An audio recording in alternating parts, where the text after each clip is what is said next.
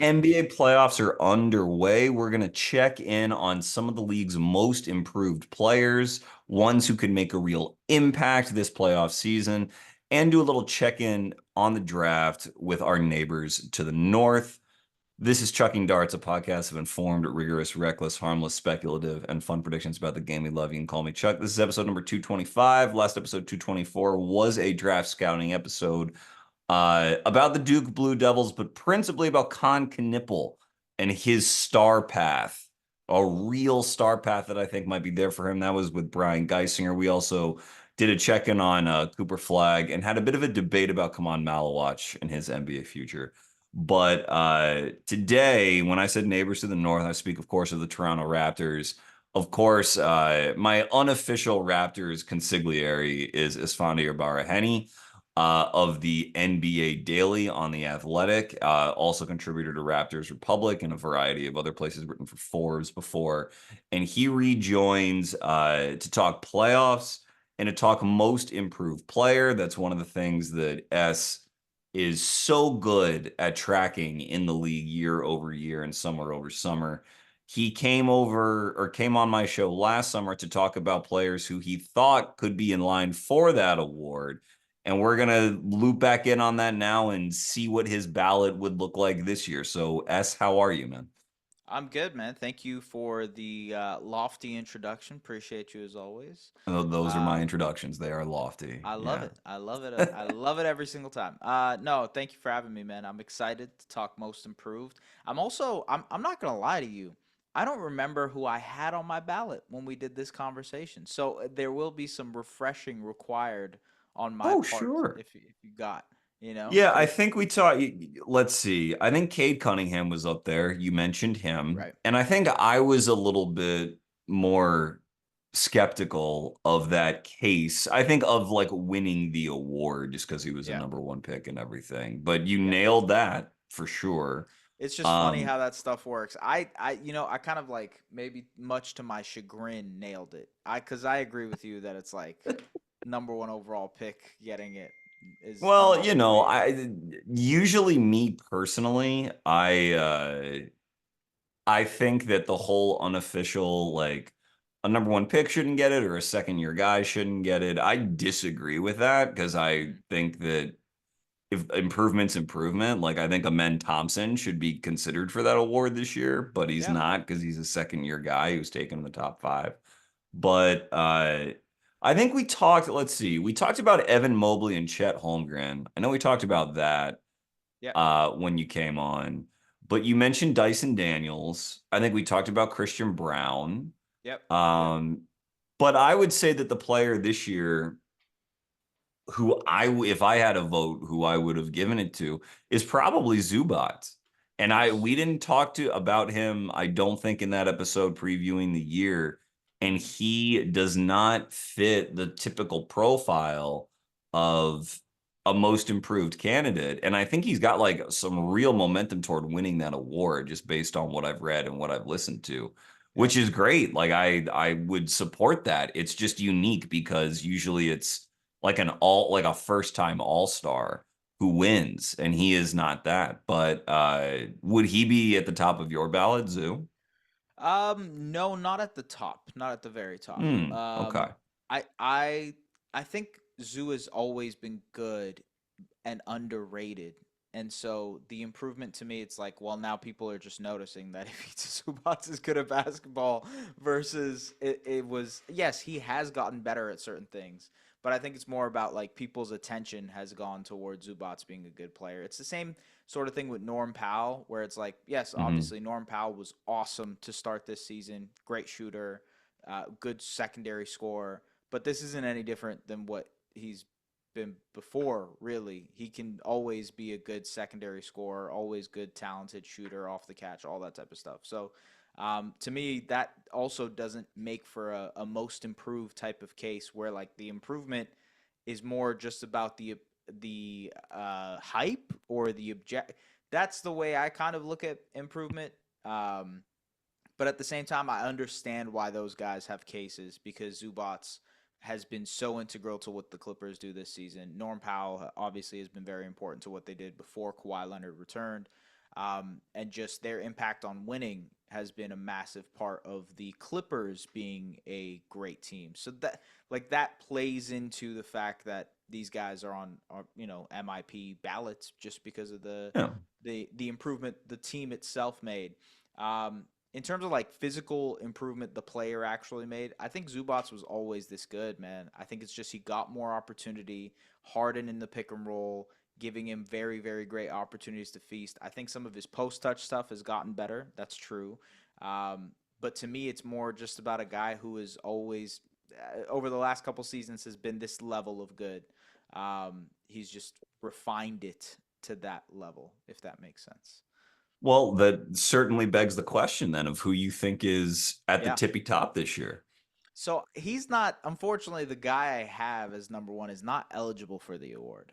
Um, Oh, is yeah, this Ty? this is Ty. I think Ty Okay, Jerome yeah. should have been the most improved player. I think like the way that he went from a guy who was basically on the fringes of the NBA to you are now, I think he could probably start for the Orlando Magic. I think he could probably end up starting for a few NBA teams. And that's the level of player that I think he is now.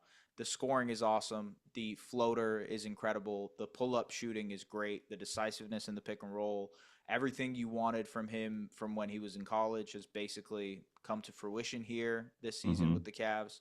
And I just think he's an awesome player. And that leap to me, like if we're going based on what he was last season, and I know he had a pretty decent year with OKC in one of his years. I can't remember what year it was. Maybe it was second year or third year in the league.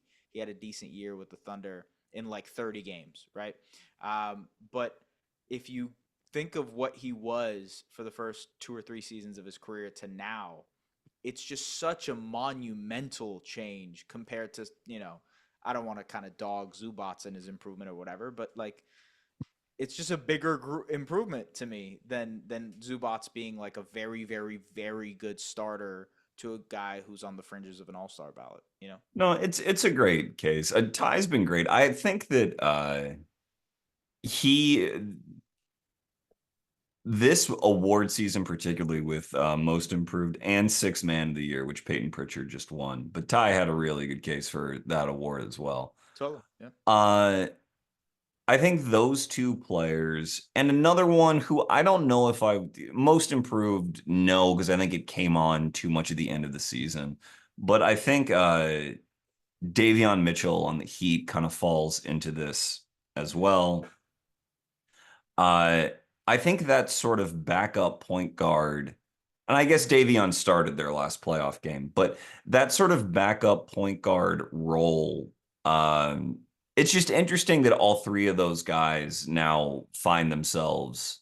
I mean, Pritch's spot was already secure Yeah. last year on Boston, but I think for all three of them to be such sort of stalwarts for their teams on their playoff rosters, and two of them were title contenders, is very interesting to me. I think the league for a few years there was trending toward, Ty's not undersized per se because he's like 6'4", 6'5", but Yeah. Davion and Pritch are both undersized. I think it was trending away from having that sort of undersized guard be a somewhat traditional backup point guard who could come in and give you 15 to 20 very good minutes.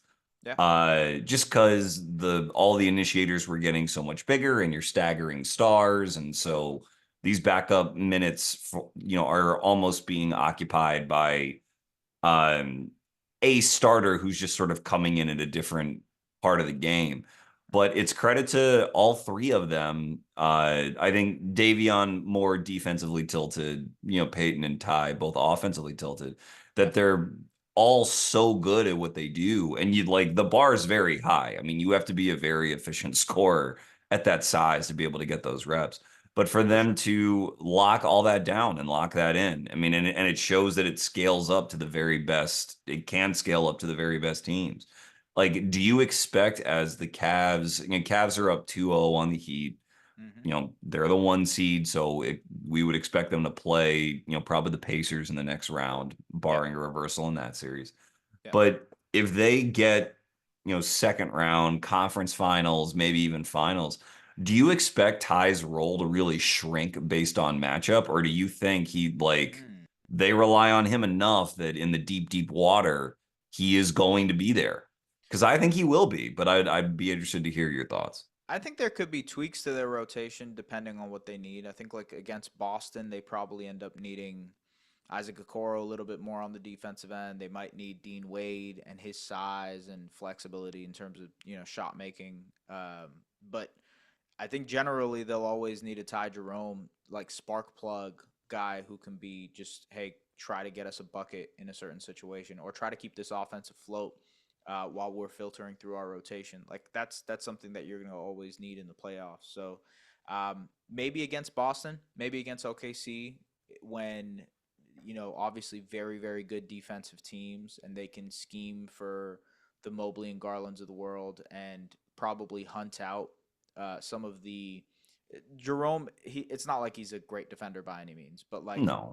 targeting Ty, I think is something that some of these teams will be better at doing.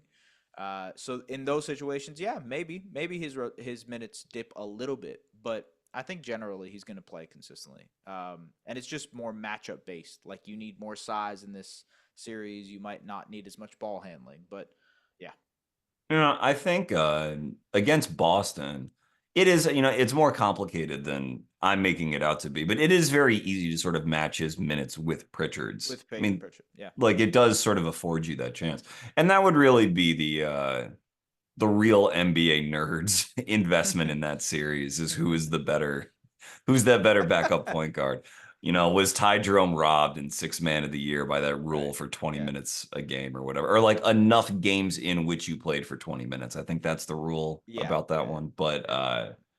OKC, I think he'd have trouble because Mm-hmm. OKC would be very good at hunting him out, and they have so many two-way guards to throw at Yeah, people that you saw it tonight after Ja unfortunately went down. totally. Very unfortunate in that game, but Yeah, credit to OKC for coming. I mean, they were down 29 in at halftime and won the game, so good for them. But uh, I think that actually is kind of a difference between OKC and Boston. Both extremely high level teams, but there just is there is nowhere really to attack that defense at all in yeah. OKC. There's It's just no hole. There's no it's plug. Yeah, incredible. I mean, yeah, it is really incredible what they have built. And for a team that young, like I guess it's not that surprising for a juggernaut out west to have a defensive identity. I just think it's all the more impressive that it is defensive more than offensive, that is yeah, their ultimate edge, night after night. And they've built that defense over a series of seasons. I yeah, remember, Mark Schindler wrote an article, I think 2 or 3 seasons ago, about how they were scheming their defense and shading guys, on to contain their drives and how on a string it was. And that has all just come through, and they've replaced the personnel to the point where they can bring in Caruso and Wallace. I mean, there's yeah, just no place for the other team to really go on a run, so to speak. But, having said that, if Ja doesn't have this really unfortunate injury, they'd probably get blown out tonight by Memphis. So they've got some potholes in the road to for sure, navigate. absolutely. Yeah. Yeah, yeah. Yeah. I mean, look, we'll see. There's I think for all the defensive, like the flawlessness that they have, the offenses, I think that's where their questions will lie as they go deeper in the postseason. It's like, all right, can they get enough shot making from J Dub and Chet outside of SGA, and can the shooting from the complementary guys hold up? That's the questions for OKC. But I totally agree on the defensive front. It's also like in the modern NBA to be a team that like hangs its hat on being excellent defensively. Um, it's pretty rare. Like that's a pretty rare quality to have, and also like you said, have no flaws on the defensive end. None. Yeah. Like there's nothing there that you can poke and pry at, which is also rare. I think about like Minnesota last year, really really good defensive team, but definitely more holes than this Thunder team. You think of Boston and what they did a couple of years ago when they went to the finals against the Warriors. Definitely more flaws than this Thunder team on the defensive end. But yeah, it's fun to see uh, the way that they are just grinding in this era where sometimes defense feels impossible. You know. What do you make of their path in the West? Since they're getting what I mean, whoever comes out of that Rockets Warriors series will have some bruises, to say the Yeah. least. I think that They would series is face Clippers Nuggets though. Oh, I'm sorry. That's right. You're Yeah. right. My I mean mistake. that to be fair, it seems like that series is going to be like I know the Clippers handled business in a big way They in Game did, yeah. 3, but I still think that's going to be a decently long series if it's going to be 6, maybe 7. Maybe it ends up being short. I don't know. The Nuggets do have a little bit of like wave the white flag type of thing going on right now with the way that they played in Game 3, but when you have the best player in the world, it's going to be a little bit difficult to just say, "All right, cool, we're done with this playoff series." You know, Mm. so that'll be a long series. How OKC handles a week off, waiting for one of these two teams to tackle, I don't know. I don't know.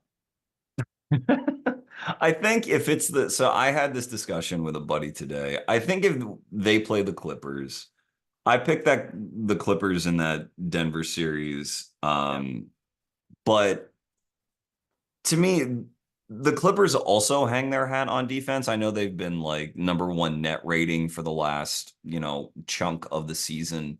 yeah, But their very good personnel, defensive team. Yeah, their personnel skews defensive, with the exception of Harden, really. But Harden is there to be sort of that innings eater on offense to raise that to an acceptable floor. yeah, But between Dunn and Batum and Derek Jones, obviously Kawhi when he's really cooking, there's a lot of defensive personnel on that team. I just I think that they could probably push it to 6 or so, and they would have a game 6 in their house. I guess yeah, the Intuit Dome is what it's called. yeah. But in that sense, like obviously, yes, you're now in that point in a longer series. But I also think that, OKC's defense is better. Hmm. Their team is deeper. And so there's a lot of shot making that the Clippers rely on through Kawhi the same way OKC relies on it through Shea. Kawhi is capable of outplaying Shea in that series. I mean, that's how good he is. But I just get the feeling it's a little bit of these teams kind of play similarly, but one is just Yeah, better built and also and does like it a bit more consistently than the other, which is why I there, would favor the Thunder. I agree on that. I do agree. I honestly I think the Thunder, assuming they sweep the Grizzlies here in a couple days, which I think they will, um, I would imagine they don't lose more than 3 games on their way to the finals.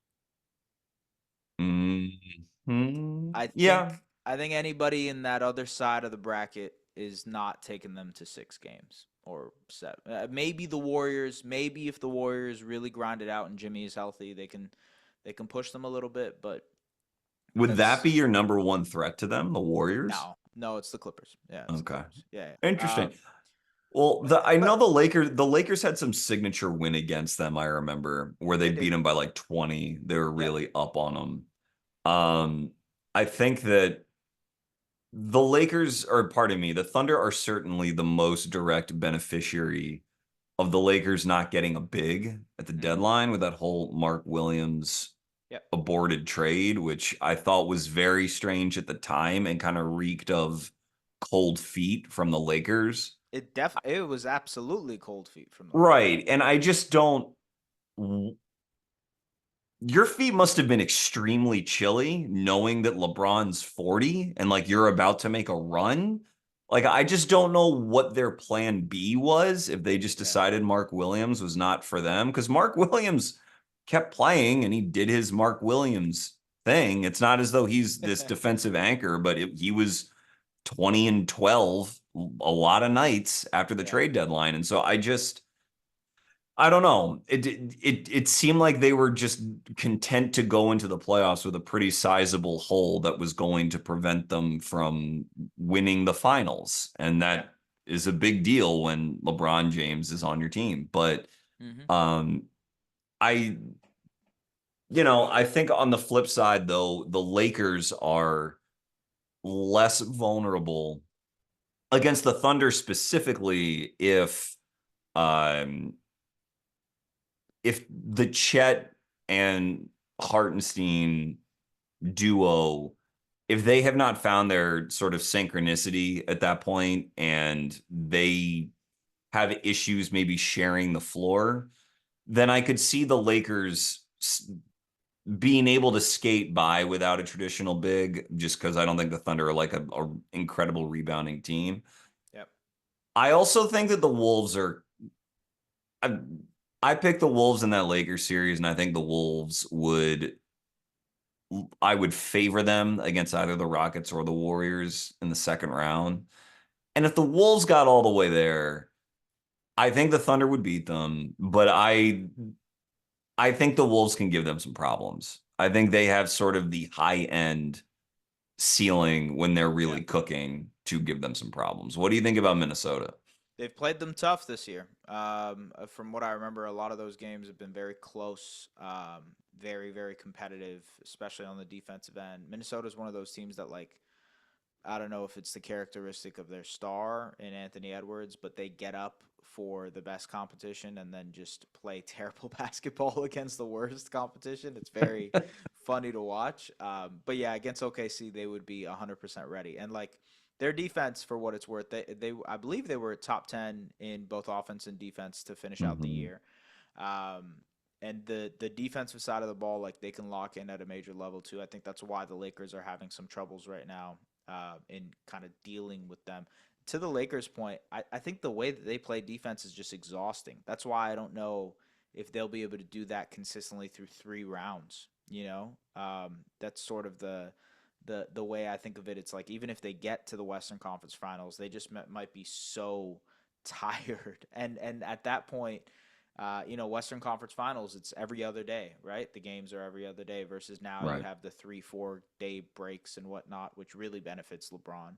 Um, I think that's the thing from the Lakers side. But Minnesota to me, I don't trust their offensive pop. The defense to me is very very fun to watch, especially when they're locked in and they could be rotating pretty similar to what the Clippers do with their physicality and length and the rim protecting of Rudy Gobert. I just do not trust them to create against good defenses. That's my main issue with them. It's like Ant seeing a blitz, seeing a trap, two to the ball. Yes, he's gotten better at it, but I don't think he's gotten to a point where like he's going to be able to manipulate the second line of the defense to be able to find Nikhil Alexander Walker in the corner or something like that. No, not yet, not yet. I don't think so either, but I also think that there's in deep water in the playoffs, it's not necessarily about the elegance of the looks you create. It's almost Sure. more about can you just find relatively simple looks that maybe are not ideal, but because you're so good, Yeah. you can convert them. That's sort of the Kawhi thing with the Clippers. So it's we both favor the Thunder, certainly. I think it'd be very cool if they made the finals, and I think it'd be very cool if they won the title. They would be my pick to win the title right now. Same. All due respect to Cleveland and to Boston, but is there any player, I guess, on the Thunder or elsewhere that you think could really affect the title race that is maybe not a most improved award candidate, but whose improvement this year you've personally taken note of? On the Thunder or really You can anywhere go on the else? Thunder. We can stick Yeah. there while we're Um, talking about them. I mean, like I think the one guy. Well, there's probably two guys there. Want to give a shout out to Cason Wallace, who has been very very good. Basically, Mm-hmm. like he's the underwriter to Alex Caruso. You know what I mean? He's like, I will learn everything from you, and when you are ready to retire, I will take your place and be the spot. You know what I mean? But generally, it's just Kaysen is so good on the defensive end. That's I think you mentioned it earlier, but like you throw on Kaysen and Alex Caruso, and it's like there is zero drop off defensively. If anything, they get better sometimes on the defensive end. And the shot making has been more intriguing. He is an incredible transition player. Gets up for a lot of, despite his size, he gets up for a lot of dunks. So that's sort of the case and pitch for an improvement there. And then J Dub, I think has a valid, kind of spot wherever you would put him in the most improved conversation, just because I think he has improved as a shot creator. I wouldn't say it's to the degree of, some of these other guys that we might throw in the ballot. I think his improvement from last year to this year is incremental compared to, I don't know, Dyson Daniels or whoever else you want to talk about, but it was an improvement, just refining the way that he's able to score the ball, the mid-range scoring, the pull-up shooting has been more impressive.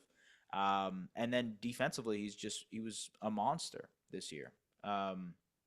Think about like the time where I think there was like a 20-game stretch where they didn't have Isaiah Hartenstein and Chet Holmgren, and he was their de Mm-hmm. facto five, right? Mm-hmm. Doing that for 35 minutes a night is very, very hard, and he did it incredibly well. So like that to me is improvement. Maybe it's a little bit about usage and opportunity too, but he definitely stepped up. Yeah, He was, I believe, on your basically ballot last year. I mean, you yeah, wrote about his improvement last year as he was for one of sure. the most improved guys in the league, which I thought as well. And I would have, again, if I had a ballot for all defense, he would be on my ballot for all defense, probably second team, but he would be right there. And I think Same. that, Yeah, you know, Dort is definitely he is the most him at what he does. yeah, I appreciate Dort's defense, but I also think it's a bit overrated just because of how kind of showy it can be. And I yeah, think that Jalen, in terms of importance of to that defensive unit, it's a very sort of egalitarian defensive front there. So it's not absolutely. like any one person can get the most credit. I think if Chet had played the whole year, then he would probably get credit as their best defender. But I think Yeah, Jalen's right there. I think he and Dort would both be fine second team selections. And if Caruso passes whatever minutes threshold is necessary, I think he'd be a fine one too, because yeah. he obviously has more of a defensive pedigree than those other two. My God, the But game he had tonight. My goodness, that it's was. that's what he does, man. Yep, I mean, yep. Josh Giddey's not doing that if he's on No, this team in the playoffs, but no, he is not. No. yeah. Um, okay. So I guess if Eastern Conference then, you talked about Ty, Mm-hmm. we've talked about Pritchard. Um, anyone else out of not on either of those top two seeds Yeah. that you feel like merits a mention here as someone whose improvement could really sort of make some noise in the playoffs?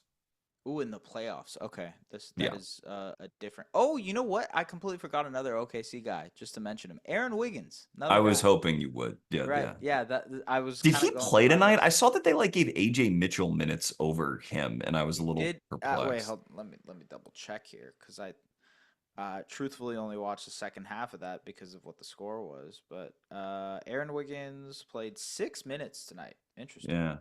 Don't I mean I guess it's I mean, all it might. matchup Yeah. based, Yeah. whatever. But Yeah. Yeah. But okay, so they he gave is AJ another Mitchell two guy. minutes early and then didn't give him any more minutes. Right. That makes sense. Yeah. But Um, anyway, go ahead. Go ahead. Go in ahead on terms of Aaron. other playoff guys, like I'm trying to think, you could throw Amen Thompson in here as a name. I know we kind of just already discussed him, but his how his game translates in the postseason is interesting to me. I think that also applies to Asar Thompson on the other side. It's like these Hmm. are two guys who are obviously non-shooting wings, and they're incredible defenders. How much can they stay on the floor with their defensive acumen, their ability to screen, make plays in the short roll. Like that's sort of the roam around the dunker spot. Like that's what these two guys thrive at. Um, I think they've been effective in spurts. And then obviously we've only had 2 game sample here of what either guy has done. Asar has had 3 games. Um, I think this is more of a we gotta wait and see type of thing from Houston because one, I'm not sure if Golden State has all of the defensive personnel to be able to make things very tough on a man as a shooter and to capitalize on his ability to not shoot the ball or his lack of ability to shoot the ball. But Hmm. that's the question, I guess, moving forward. I can't really think of anybody on the Eastern Conference. I guess you could mention Evan Mobley as a guy, Of course, of defensive course. player of the year, But he right? already, right. Yeah. Yeah, yeah. He sort of graduated from, I think, how you like to approach this discussion, which is what I I agree. Yeah, appreciate, which is, yeah, not everything can go to stars. I mean, there's a line of thought that's saying the jump from star to superstar is a more significant improvement than sure. whatever. But you're like, come on, guys, we all know what we're doing with this Yeah, with this kind it of ends up discussion. it ends up just being a breakout award type of thing, and I mean that's fine. It just shouldn't be called most improved award. Um, I can't think of anybody in the East that like immediately jumps out to me. Davion Mitchell was a good shout. I thought Yeah. that was a cool pick to mention. Like This may not be an improvement. I mean, I think he has improved, but he also has been sort of at this level for a couple years. But do you consider Obi Toppin to be still sort of so when you look at the balance of his offensive efficiency, which is extreme this mhm, year, and his defensive vulnerability, mainly his sort of lack of a true position on defense. yeah. Do you think that is still a spot that they would play Cleveland in the second round that Cleveland's going to be able to really pick at? Or do you think that he has found something where he can potentially, if he's cooking, where he can like close games and be a real positive contributor for the Pacers in that series? Positive contributor, yes. I don't think he could close games. I You don't think think so? he's one of Yeah. those guys that still will end up getting hunted in certain situations. And like you look at the lineup data for the Pacers, this is something that I've like continuously harped on because their lineup data in the second half of the season has just been absurd. They've been one of the best teams in the NBA to start 2025. And like there's 2 lineups that they have that they run pretty regularly. It's their starters with Andrew Nemhard and Aaron Nesmith, and then there's Mm-hmm. their starters with Andrew Nemhard and Ben Matherin.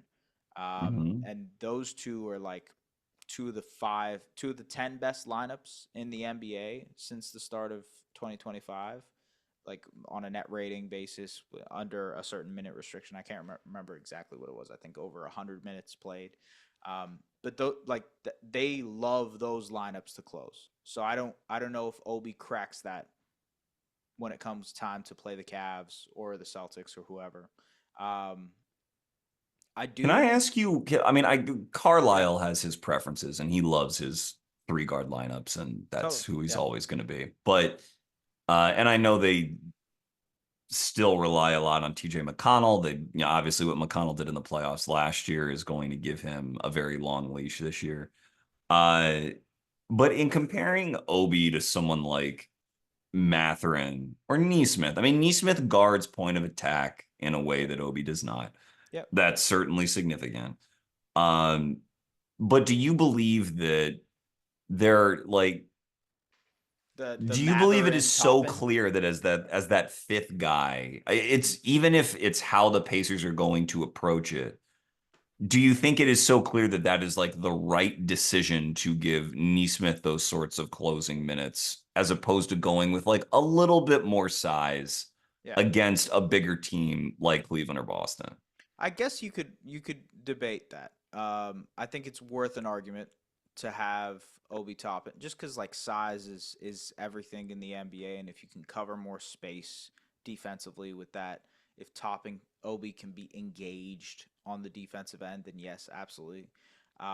I just kind of trust Neesmith to be that more often than not compared to Toppin. And like for what it's worth, the shooting very very sick, very awesome. The offensive efficiency, the things that they can run with him and Halliburton, very fun.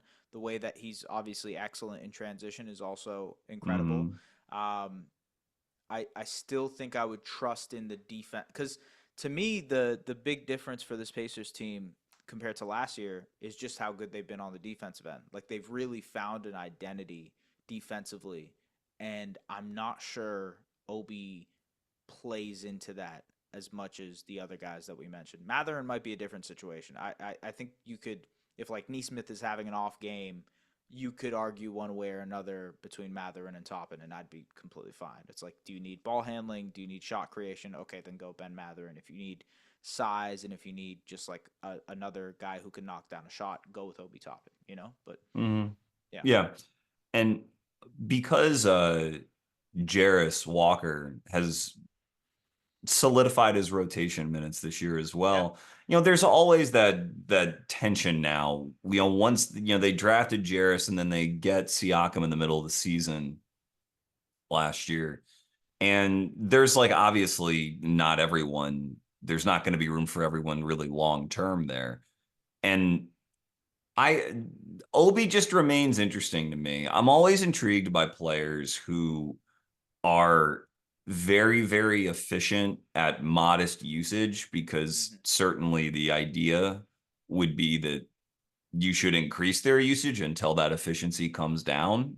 Scoring efficiency is just so valuable, especially like not, and it matters for bigs as well, but like in wing players, wing or wing adjacent players, you get a guy who can really score in his minutes.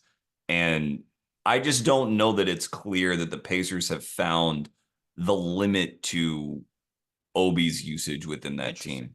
And I don't know that they ever will because he's more of a play finisher and the ball is always going to be in Halliburton and Nemhard and McConnell's hands, as decision makers. Yeah. So everyone else's usage is going to naturally come down because Siakam is their on ball guy in the front court.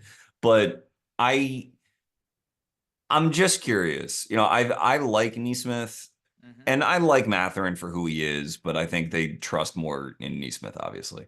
Yeah. And but there will be times in that second round where I think the confidence in Neesmith is maybe a little bit shaky, and they might go to Obi just to see what he gives them. And I'd like to see how he does. I don't have in front of me how he played in those matchups against the Cavaliers this year or anything like that. Yeah. But just as someone else for maybe the Cavs to pay a bit more attention to guard. Neesmith did like whatever, he can cut and he can shoot threes, but either the shots will go in or they won't. I think Obi demands a bit more attention depending on what sets they're going to run. So I'd be interested in that. I like it. My spicy take this year for the NBA playoffs is that I think the Pacers will beat the Cavs in the second round. Oh, Yeah. That's not like Cavs hate, by the way. That is not like I oh, do don't not worry believe in about the that. You Cavs. can hate the Yeah, yeah. Cavs if you want. No, It's no, no. safe space. But I No, but I know I it's not. I yeah, know I it's don't. not. It's not like I have some grudge and I don't believe in the Cavs or whatnot. I just think Indiana's been playing very very good basketball. I think they've found some sort of identity again on the defensive end, and I just have a feeling as weird as that sounds, I have a hunch that this is going to be a very, very long series and that they could pose a little bit of trouble for the Cavs. That's all I got. So I would imagine then you feel like Siakam would have a big series. I would think I do. if Yeah. Evan Mobley outplays Pascal, then you would think that the Cavs would win, especially Actually, since they part of have my home court. that's funny because part of my calculations there is like I've seen Pascal do very well in the Evan Mobley matchup. So there you go. So what about that matchup has been to his liking? I think he just like I don't know exactly what it is, but I've seen him obviously with the Raptors do it a couple times. But he is very comfortable getting to his spots against Mobley. Again, we're talking about the defensive player of the year here, so I'm not trying to discredit Mobley. I think he's very, very deserving of the defensive player of the year award also. But Pascal is just a tough matchup for him because of some of the, I would say, like herky jerk style that Pascal has to his game in the mid Hmm. post area. Hmm. Creating his mid range shot, getting guys off balance on defense, I think is something that is a skill for Pascal, and so that is, I guess, something that doesn't work out for Evan Mobley. But that's part of the calculus there. The other thing is, like, I think Andrew Nemhard can do a very good job against the Darius Garlands of the world, and maybe even the Donovan Mitchells of the world. I think Donovan Mitchell would still have a pretty big series just because he's ginormous compared to Andrew Nemhard, and he's a huge shot maker, and he always rises in the playoffs. But I think I kind of think Indiana has some sort of edge when it comes to the shot making. They can keep up offensively, and if they can somehow find a way to lock in defensively to bring the Cavs shooting down a little bit, bring them down to earth, I think it could happen. Yeah, That's the way that I look at it. that's great. I like that. I like that. I when I thought about that matchup, yeah, I'm not entirely confident in it, but it's just a hunch. It's like one of those, an inkling, if you will. a whiff. Yeah, no, I Yeah, gotcha. yeah, A yeah, soupçon. yeah, Yeah. yeah, I would say when I've thought about that matchup, I worry about the Pacers rebounding, and it may not be entirely like a justified concern. Maybe since you mentioned you paid particularly close attention to them since the start of the calendar year, maybe they've rebounded well in that time. But when if Miles Turner hits enough threes, it mitigates his comparative sort of deficiency as a defensive rebounder.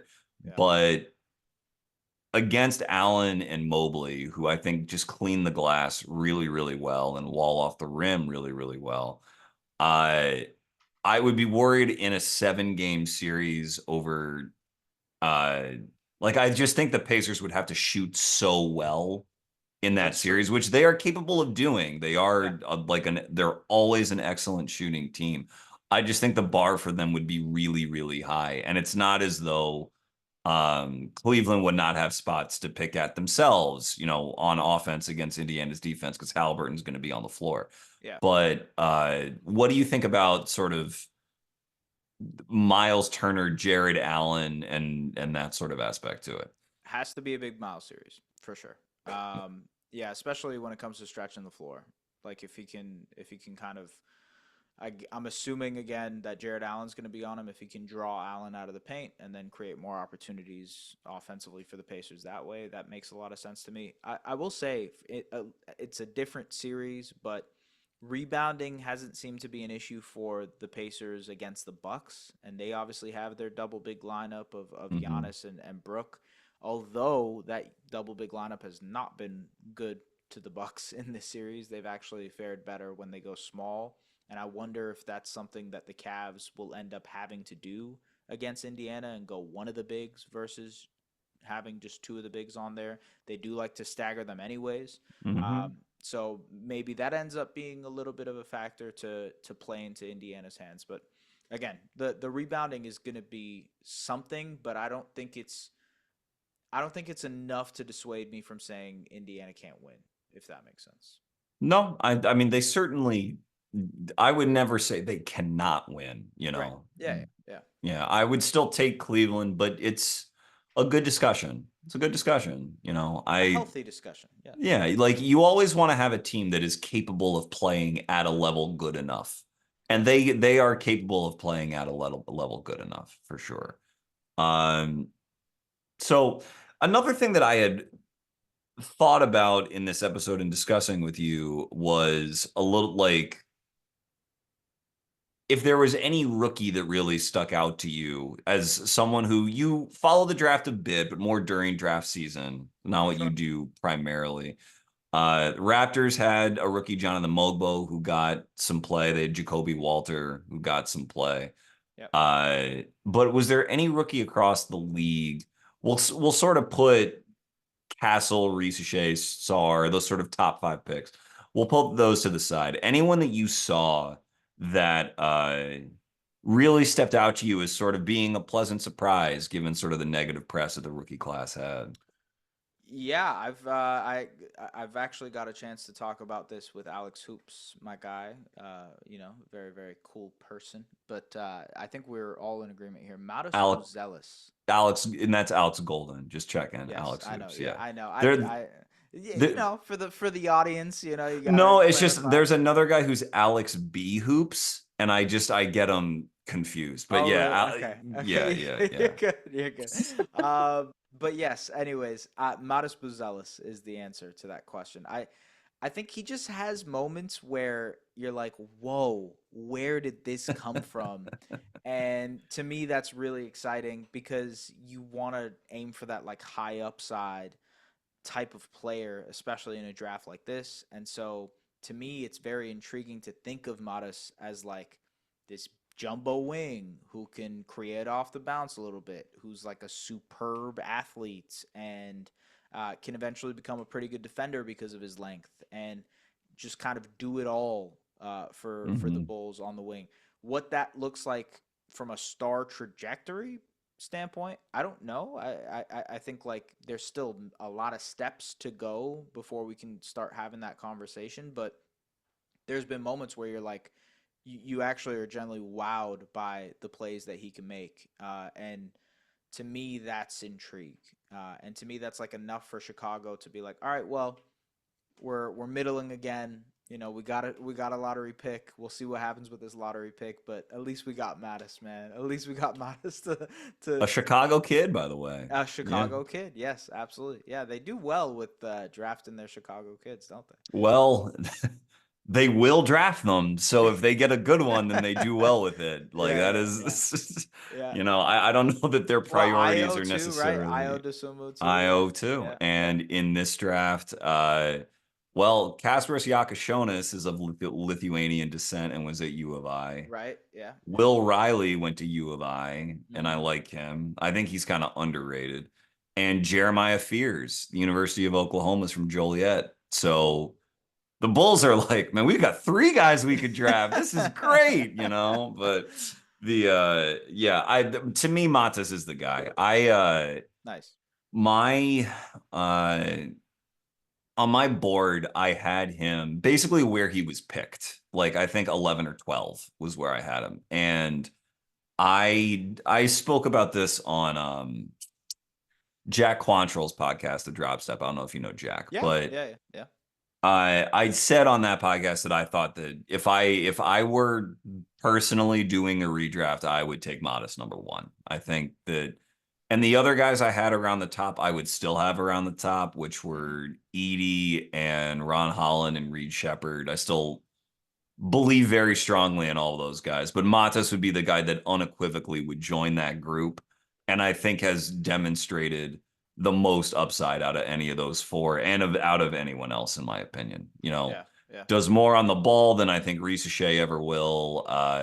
Has more positional size and more pathways to efficiency than someone like Castle does. Just has sort of the all court impact that's going to be hard for someone like McCain to ever really reach. So like he is his package of skills, I think, goes beyond novelty because there is a little bit of like, oh, he can do this and he can do this. Like you don't see this very often, Mm-hmm. but that can be dangerous if it doesn't translate to winning impact. Because then you're just sort of like into novelty for novelty's sake. But I think he does legitimately project to impact winning. And I think there's not there's not a guy really like him in this upcoming draft that like reminds me of him that can protect the rim and shot make and drive at such a high level. I mean, unless you're talking about like Cooper Flag, but Yeah, Cooper yeah. I was Flag's about to say, I number one think pick. that's But probably describing Cooper Flag. that sort of like makes my point for me, if that's really Yeah, the guy. And I yeah. think in 2023, again, you put Wemby to the side. Uh, you had some wings in that class for sure with the Thompsons and Brandon Miller, Bilal, and Jarris. But I think that Matas offensively as a 20-year-old is ahead of a decent chunk of those players as well. Yeah, So yeah, I agree. uh he the real deal. I regret not putting him higher, but I'm just glad that he is able to show out and able to claim his spot because he's the real deal No, he for is sure. sick. I really, really like Modest. Yeah. And like I really think it's like enough for Chicago to be like, well, we might have something here with him. Which is honestly enough for Bulls fans right now compared to the malaise that has been the last couple of seasons for them. But um, another rookie, I don't know. This is probably more in the Raptors realm of things, but I honestly was impressed with Jacoby Walter to finish the year. Um, Pretty intriguing guard, can shoot the ball very well. I think he finished off again from January to April shooting 40% from three.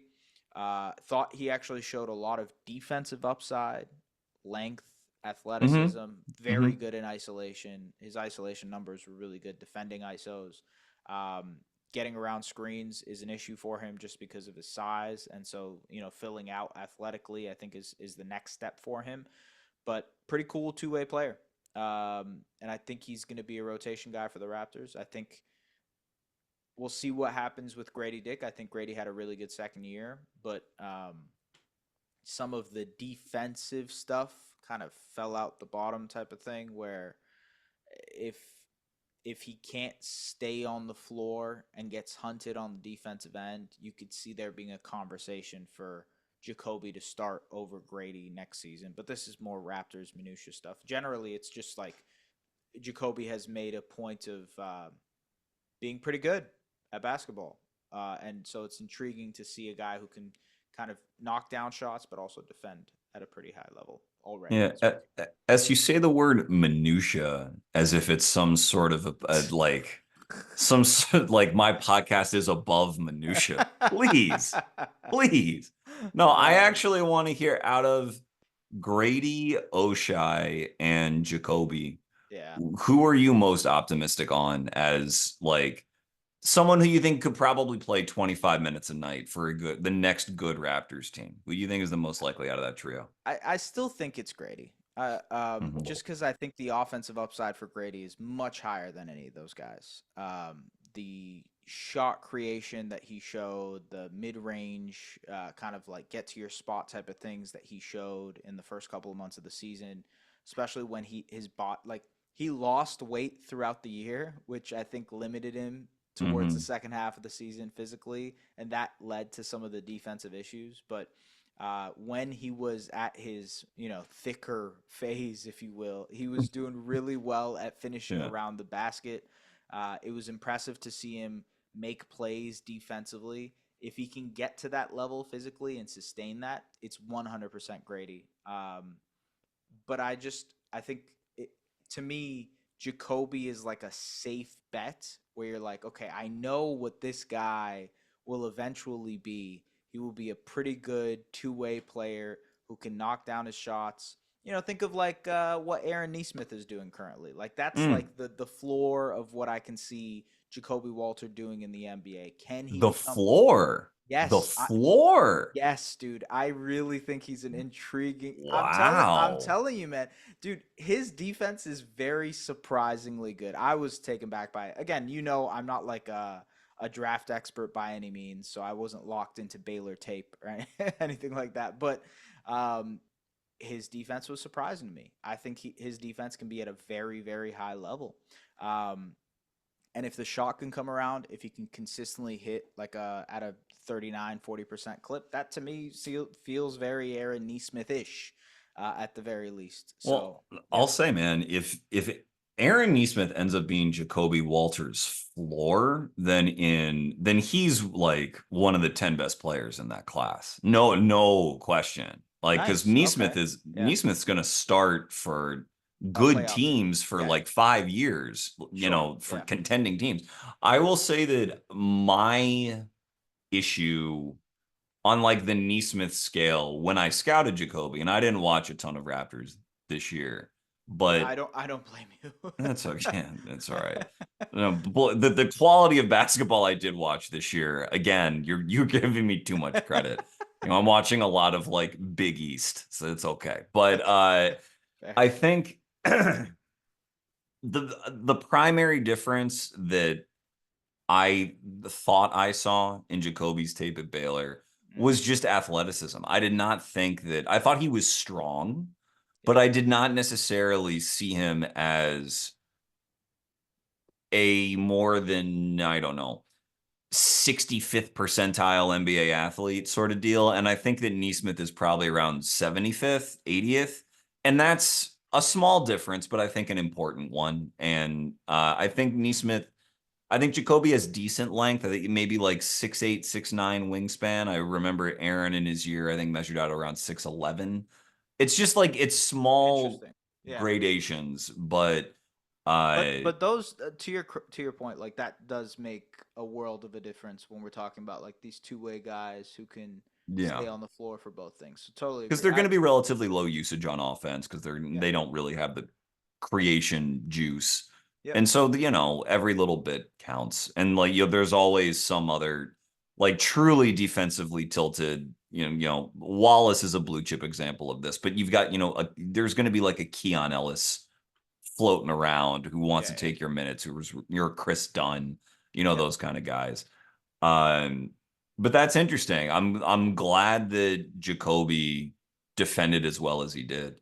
Glad that he's going to have a place in the league. That's really nice. You want to stay out of the book night zone, which For is something sure. I was Yeah. also kind of worried about with him, but Yeah. glad that he seems to have cleared that bar.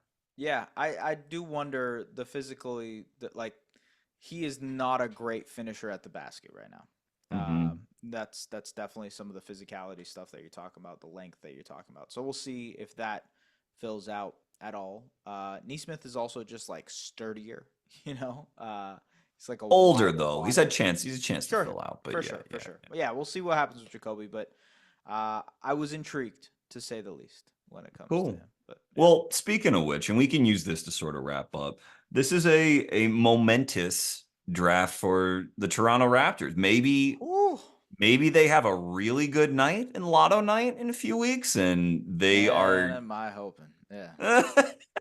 they're in a Look, I just position. want to. It would be cool to cover a team that has Cooper Flag on it. Let's be real. It would just be cool. That's the gist of it. That's the gist of And covering it. Cooper's no stranger to Canada. No stranger, he's right by there in Maine. Oh That's where yeah, I he's guess so. from. Yeah, yeah, Yeah, yeah. yeah, I guess so. I didn't make the connection when you said close to Canada. I'm like he comes here often, but no, Maine yeah. He close to. might. I mean, I Yeah, don't know, but yeah, yeah. yeah, yeah, Um, Yeah, I mean that would be very cool for him to be there. But yeah, I will say, obviously, Cooper's the number one pick. Are you aware that like Dylan Harper is very likely to be the number two pick? Are yeah, you yeah, yeah, yeah. so after those two, do you have your eye on anyone particularly that you think would be a good fit in Toronto? I'm in because that's where the draft really opinion really starts to diverge. And Sure. I'm like 95% of the way there on Dylan being the number two pick. I think he's the best choice for that right now, but I could make other arguments. But like, who else has caught your eye? I would probably go VJ Edgecombe after Hmm. that. Yeah, I just think like very much so fits the build of what the Raptors would like as far as a interesting defensive player, good wing who can defend the hell out of the ball. Obviously has the length and ability and athleticism to be dominant in transition and to be a hyper athlete defensively. So that fits what they would like to do on that end. And like from what I've seen on Twitter and whatnot, there's some upside there to him being able to eventually create a shot, maybe. I don't know what Hmm. his like size and ability exactly is, but the way it's been kind of phrased to me is like mini OG Ananobi. where it's like there's some Sure. elements to that, and that excites me because I think that's the type of player that I would like to see build with this Raptors core overall. Maybe not like the high upside pick. Ace Bailey is really intriguing because you're like, this dude could be a star, maybe, Hmm. perhaps. But I would probably lean VJ just because I don't know. I think he'd be a more sound, like, I guess he has a higher floor, I would say, than what Ace could turn out to be. But again, I am very novel when it comes to No, it's current. okay. You know what I mean? So yeah, It's okay. yeah, Yeah, I think VJ, first of all, whoever told you he was a mini OG Anunoby obviously knew who they were talking to. That's what a way into your heart. I Say know. he's a Yeah, mini OG Anunoby. Uh it's like, I don't know. It's like saying Davion Mitchell's a mini Donovan Mitchell. You're like, well, that'd be great, but the mini does a lot of work there. it does. Yeah, I yeah, think VJ's a very special athlete, very special. And there's certainly a pathway to where he can create his own shot because of his athleticism. That yeah. that is what that affords. Would not mind the Raptors at all going that direction.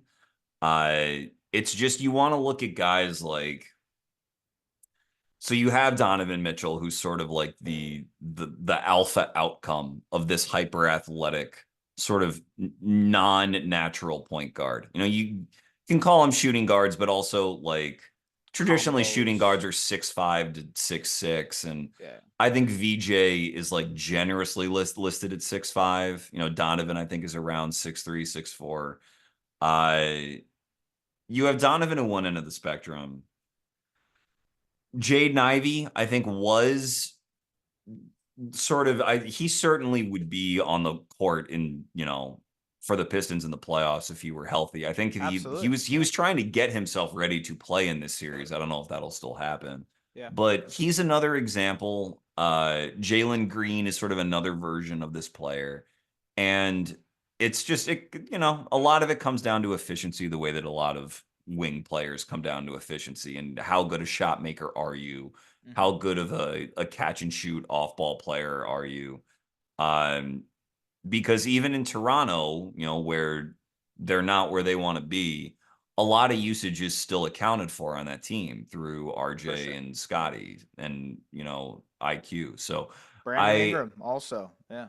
oh my God, No, I I mean, literally forgot. I it's all literally good. I forgot. know that's Yeah. another. I know we didn't see him, so we have no idea. But yeah, So that's why I think, oh my gosh, like sort of that knocked me back. that's all What good. is that team going to be, my I don't man? know, man. I don't know. I have no idea. But you know what? Like, I get what you're saying in terms of what those type of players are. I'm actually surprised those are sort of the archetypes that you're mentioning because to me, I wasn't sure that VJ could handle the ball like some of the players that you're mentioning. So Well, I think that's why opinion on him tends to diverge. If he's going to be very good, like really, really good, top 3, 4 good, then he's going to have to handle the ball yeah, because he's not big enough to impact the game the way that OG can, you because of know, his he's right. 6'6" or 6'7" with a I don't even know sometimes even 6'8", but like 270 pounds. That's very very different than Yeah. yeah.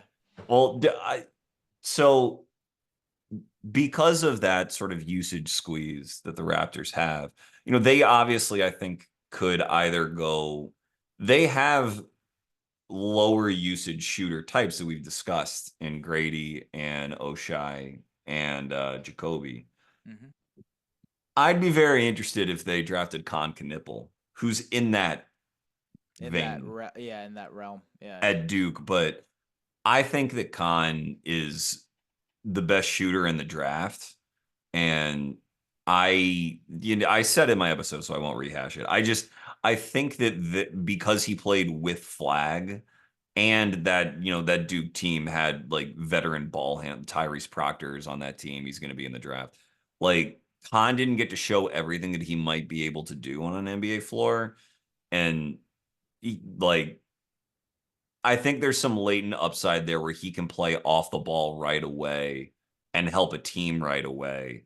And then you can sort of grow with him for the next 5 to 10 years to see where that all goes. Because he was an extraordinarily efficient player with a little bit of size. So I think he'd be interesting. Cool. Uh, Trey Johnson from Texas, I think also interesting. He's more of a Tyler Hero's more my comp for him, but I think that there's a pathway for him to be better than Tyler. But more of like that shot maker who's not quite as good an athlete as you wish he was kind Yeah. of deal. But Trey's like a very serious shot maker and an underrated passer and like a very dedicated, probably like Jacoby is, just sort of like a dog. Um, Cool. but they also have, Pirtle at center, and that would be the other way that they could go. Yeah, Uh, I think that's what a lot of Raptors fans are like. Well, if they end up staying at 6, 7, 8, 9, or whatever. so Um, would you rather go with Malawach? Like, have you developed an opinion on him, or are you more of the Derek Queen? Like, let's really yeah, take this out for a spin and see what this is. I man, I think I would go with Queen. Um, and just because fit is a terrible word because you don't draft for fit, but like, um, Oh. yeah. I know, but that's I the think fit is kind of euphemism, more right? important than it gets credit for. But go ahead. Yeah. Go So ahead. like I think generally he fits well with what the Raptors like from their bigs. You think of like Yaka Pirtle, think of Scotty Barnes, guys who can make plays with the ball in their hands, guys who are proficient in the high post area, guys who can like basically handle the ball a little bit too. And to me, it's like that seems like what Derek Queen can provide offensively for you. Mhm. Um, Admittedly, I know there's like some quirks defensively and how he'll be able to deal with the pace and space of the NBA is a question. I'd love to hear your thoughts on that, but I think that's where I land just because I think he'd be a cool addition to what they can do. And to me, I actually think there might be some more upside offensively for him just because the spacing of the NBA floor will allow him to flourish a little bit more as a ball handler. And if that 3 point shot develops, then that's like a different tier of offensive player that we're talking about. But yeah, Yeah, I mean, he'll be a cool addition anywhere he goes. He does have upside because he's he played with another big all year at Maryland, which is not going to be the case all the time in the NBA. It's actually Angel Reese's younger brother was oh, the cool. starting center there, Julian Reese, and he was good. But Derek, the question I think with Derek, with the Raptors specifically, is the 3 point shot is not there yet for him. And it's not there yet consistently for Scotty, and RJ's streaky. And so, like, I don't know that he would necessarily blossom there uh in the way that like maybe he could in a more idyllic environment. But no environment's ever going to be super idyllic. Like every team has its warts if it's if it's picking in the top 10. Yeah. So I I would like to see it because I think if you just him and Scotty are both over 6'8" and very good passers and creatively minded scorers. And so you can certainly do worse than to have multiple of those guys on the team. I just think it would take some serious ingenuity from the coaching staff to translate that into like winning in a year or two, like Yeah. to have them really sort of hit the ground running and growing together as opposed to constantly jockeying between them to see what is best for either one of them, to find a path that is like mutually beneficial for two guys who are inconsistent from the perimeter like that. I think is hard, Hmm. but not necessarily impossible. Yeah. But yeah, I think that Derek is, in terms of players who are like over 6'7", because Dylan Harper is not quite 6'7". But I think Flag and Queen are probably the two most just skilled players in terms of the things that like their shot making, the way they see the game, the ways that they can impact a game. I think they are probably the two most talented in the draft, which it accounts for a lot. Now, Derek is not nearly the defensive prospect that Cooper Yeah. Flag is. Yeah. He has his drawbacks, and I think there's a legitimate question as to whether or not he can consistently play starting center in the NBA. Mhm. But I think Şengün had that question too coming out, and Şengün is flexible enough and clever enough to be on a really good defense now, still at a very young age. Yeah. I don't think Queen's the prospect that Şengün was, because Şengün was, MVP and pro ready at 18 of a foreign league, and Derek's 20. He turned 20 in December, Yeah. so He's a kid. it's Yeah. it's just not quite the same. But those guys, there's always concern about sort of undersized bigs who are not like crazy athletes, and whether or not they'll be able to hang. And like very few of them actually wash out. Most of them find a place in the league. It's just Yeah. whether or not that place is a ceiling capper for the Raptors. But the Yeah. Raptors have enough issues where it's like you may just want to take that talent. Yeah. I I tend to prefer him to Malawatch as well. So it would be an interesting ride for sure. Yeah. I mean, look, the Knipple fit is interesting just because like they have tons of guys of that arc already. So how would that work? Malawatch is interesting also just because, and I'm not kidding. Orlando Robinson was actually impactful for the Raptors this year, and it was just because he was a big dude, just a big dude that could fill gaps for what Jakob Poeltl was for this Raptors team on the defensive end.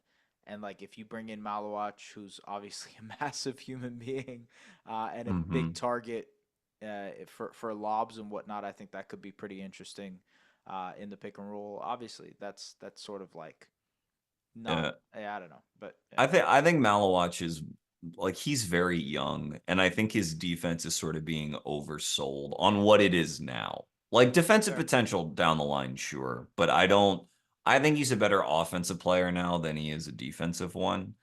Um, and I think there's a real, especially for a team like Toronto, because of their shooting kind of clunkiness with RJ and Scotty. Uh, he might be a worthy one just to like, because he has some shooting touch. Yeah. Didn't shoot a lot of threes at Duke, but he could hit We his got free Ulrich throws. Shamshay for that, man. We're good. You know what I mean? No, I like Ulrich. But just to say, like, and I feel like they overlapped in They did. Yes, they an did with African league. the Yeah, BAL. Yeah. right. So it might be worth it just to come on, really focus on that 3-point shot to try to get to that 5-out place where they want to go. Yeah. That might make more sense for the Raptors than another team, just because you're gonna need a five who can space on, like, especially in Toronto, you are going to need one. And Yeah. so maybe you just take your shot with Kaman and go that way, knowing that you have RJ and Ingram, this money committed to them. Like, it's gonna be a little while anyways, so you might as well really develop Kaman while those Right. guys are sopping up possessions. Yeah. Yeah. We'll see. We'll see what happens. Hopefully it's a lucky day, May 12th though. Hopefully it's a lucky Is day. that the day, May 12th? Yeah. Nice. Yeah. Okay. Well, S, thank you so much for hopping on. This has been a real after dark, darts after dark episode Oh of this yeah. podcast, Oh yeah. but you're a gentleman, as you always are. Continued success with the NBA Daily on The Athletic. Thanks, sir. Uh, any written work that we can look forward to coming from you? Just playoff stuff. I'll just be writing stuff about the playoffs intermittently for any series right now. I'm kind of covering Lakers Wolves for sports casting. And then second round, we'll see what happens. Yeah. Okay. Well, thank you very much, sir. Thank you all very much for listening. This has been Chucking Darts. It's okay to be wrong about sports. Find your dartboard and start chucking. Thank you.